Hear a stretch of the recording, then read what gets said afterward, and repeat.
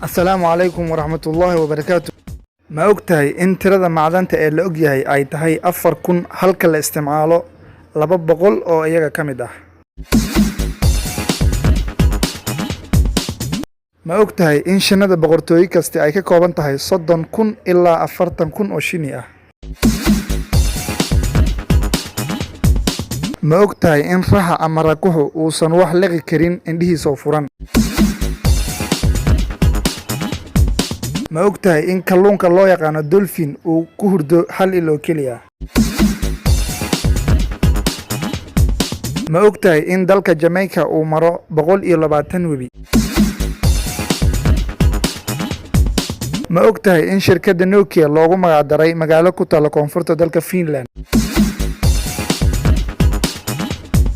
Ma ogtahay in digtoorkii ugu horreeyay ee ogaada wareegga dhiigga uu ahaa Ibnu Nafiis? Ma ogtahay in xisaabta aljabra uu alifay Mohammed bin Musa al-Khwarizmi oo ahaa nin Muslim ah? Ma ogtahay in Khayrwan ee ku taalla dalka Tunisia ay tahay magaaladii ugu horreysay ee Islaamku ku dhiso waqooyiga Afrika?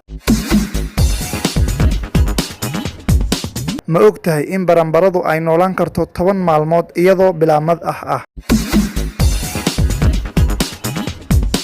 Ma ogtahay in magaalada Mexico ay quusto sanadkiiba 10 inji? Ma ogtahay in tufaaxa uu hurdada ka qaado in ka badan koofiga? Ma ogtahay in koofiga uu yahay midka loogu ganacsiga badan yahay adduunka marka laga reebo betroolka? Ma ogtahay in Albert Einstein uusan aqoon jirin sida gawaarida loo wado? Ma ogtahay in waddada ugu dheer dunida ay tahay Yonge Street ee ku taalla magaalada Toronto ee dalkaasi Canada? Ma ogtahay in Mansa Musa uu ahaa ninkii ugu taajirsanaa ee taariikhda soo mara? Mase la socotaa Mansa Musa in uu ahaa boqorkii dahabka iyo milixda?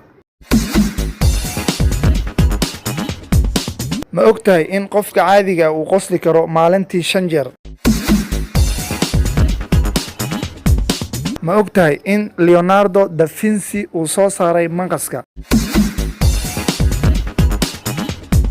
Ma ogtahay in bisha ka bilaabata maalinta Axadda ay 13 tahay maalin Jimco ah? Ma ogtahay in Sacuudi Arabiya aysan lahayn wax webi ah? waad ku mahadsantihiin daawashada muuqaalkan. Fadlan haddii aad ku cusub tahay channelka, subscribe, share, lana wadaag asxaabtaada.